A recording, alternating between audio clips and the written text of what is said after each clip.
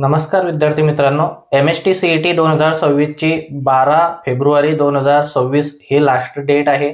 म्हणजे आजपासून मोजून 7 दिवस हे फॉर्म भरण्यासाठी उरलेले आहेत.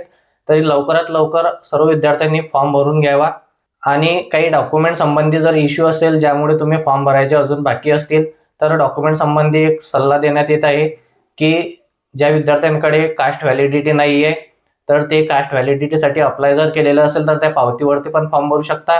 नॉन क्रिमिलियर हे कंपल्सरी नाही आहे.